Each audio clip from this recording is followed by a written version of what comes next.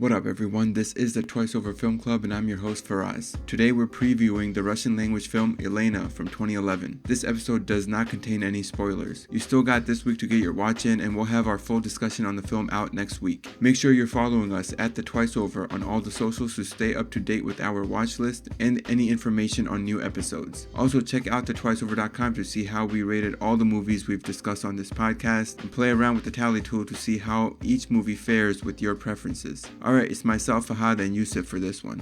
Yusuf, Fahad, what's up, guys? What it do? What's going on? All That was right. awkward. Anyways. Alright, today we are going to be talking about Elena, 2011 film. Fahad, you want to talk about why you selected this movie for us to discuss? Sure. So I fell in love with this director, a Russian director, after I watched The Return. Can you say his name for me? Yeah, it's hard to pronounce. It's Andrei. What's his last name? Zetsky or something? I'm butchering it. I don't want to say it. That's why I asked you to say Nah, it. you gotta try it. You have to attempt it. Let's hear it. All right, let me look it up. I'll Google the pronunciation. I'm gonna go with Andrei Zyanitskev. No, honestly that sounded pretty You Russian. added a K there. Zyganetsev. I don't know. Zyagantsev. I don't know, man. Yeah. So I really liked a couple of his movies, right? So I like The Return, which came out, I believe, in 2003. It's about a father and his estranged son, and they kind of like rebond over something. I forget the details, but it's more of a metaphorical movie. And then more recently, there was Leviathan. I think we both saw it. We both liked it, right? It was more about the... both as in me and you, right? Yeah. Yeah, it was a portrait of Russian life about the cruelty of the state and the church and how everyone lives, In the somewhat mob. of a subdued life, right? In the mob, right?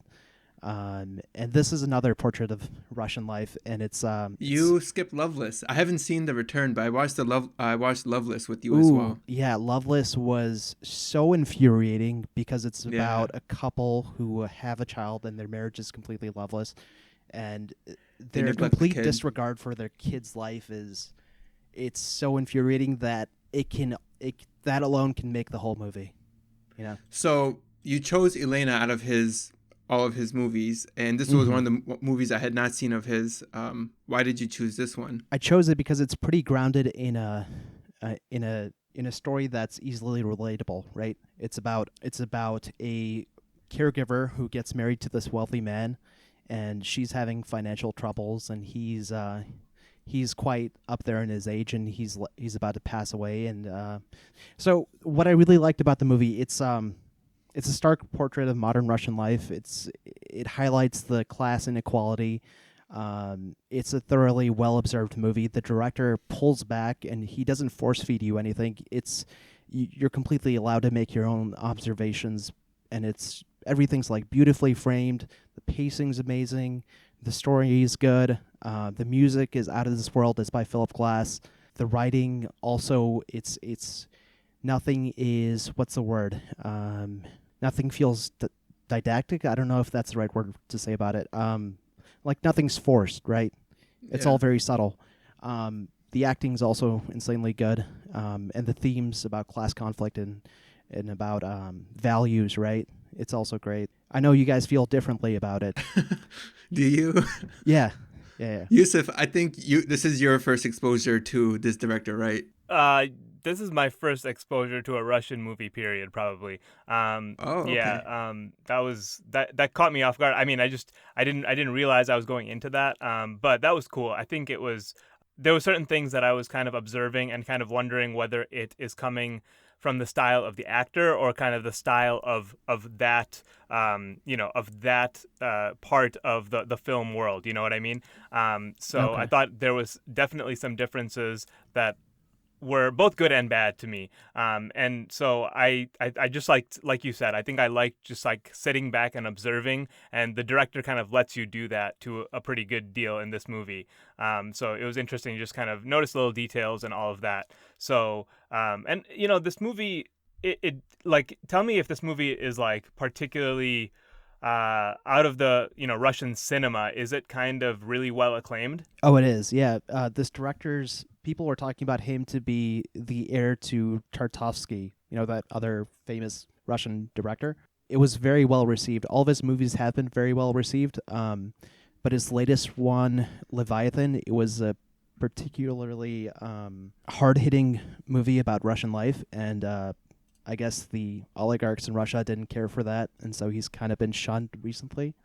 But otherwise, this director's up there in his admiration and respect amongst like the cinephiles in Russia. And interesting, yeah. So I felt like having watched it, I felt like this was a good entry point into that world, into Russian cinema, because it was a pretty easy watch. The dialogue is not like there's not overly complicated dialogue to the point that you're going to be, struggling to keep up, especially reading subtitles. I didn't feel that at all, and I felt like I got a really good feel for their cinema. And it's good to start with, as a good example, right? Start with some of the best stuff in that field and kind of develop a taste for it. So I enjoyed it from that standpoint, kind of as an entry point. Okay, yeah, you should definitely check out the rest of his filmography. Leviathan comes to mind, and The Return. Yeah, I just a might. few other good ones. What about Loveless, man? Why are you ignoring? Loveless, yeah. Loveless is another great one. That is his most recent one. That was 2017. Ooh. So he was like doing one like every 3 years, like 2011, 2014, 2017. Was, okay. But yeah, he didn't do one this year. A little other note, I just found this out, but there's some sort of joint venture between the film studio that put this movie together and Syncope, which is Christopher Nolan's production company. So I thought that was like random and interesting, but they're basically, I didn't particularly notice it in this movie, but basically I think the director here is a pretty big admirer of Christopher Nolan. So I thought that was cool, even though this film seemed totally different to me. I just thought that was cool. There was like these two random parties, and as a Christopher Nolan fanboy, obviously I was happy to hear that. Yeah, stylistically you could see it, right? A little bit Yeah. with the coolness of it all, right? It's like detached in a similar way Christopher Nolan seems to shoot. Yeah, movies. like just thinking about kind of showing a very, very wealthy person's estate and kind of the way that that's presented in, like, let's say, for example, the Batman movies. You could see some like stylistic, and of course, like, this came out somewhere in the middle of those movies, but I could just see kind of like some similarities in terms of their portrayals there. So I'm not saying that there was heavily influenced specific from that, but certainly some stylistic stuff you can point out if you're looking for it. So I wanted to draw a comparison between this movie and the Korean movie that just came out, Parasite. Yeah. Oh, Fahad, I wrote that down too. Yeah? Is this Parasite before Parasite? This is Parasite before Parasite, right? All the observations about a highly divided society, the economic inequality, and the tragedy, right? I was gonna say, dude, this movie had 23 nominations and it actually won all of them. 23? Wow. In what? Not in like, none of these are Academy Award ones, but like the Cannes Film Festival, the Durban Film Festival, European Film Awards, like basically every award it did get nominated for. It did win. Sundance Film Festival, Turkish Film Critic Association. Oh, that's insane. Right. I mean, whatever. Academy Awards or not, like, for any movie to ever sweep every single nomination it gets, that's crazy. Yeah. Absolutely crazy. That's pretty impressive. Looks like most of this stuff goes for Best Director or Best Performance by an Actress. Okay. Yeah. Thanks for listening to this production of The Twice Over. If you enjoyed this episode, consider subscribing and sharing it with a friend. Want to see what your tally is? Check out thetwiceover.com. All the movies we've done are listed there, as well as what we're watching for the current week. Follow us at The Twice Over on Twitter, Instagram, and Facebook, where you can leave us any suggestions, feedback, or comments. And if you're about it, you can also support us on Patreon. The music you hear on this podcast is from Amerigo Gazaway.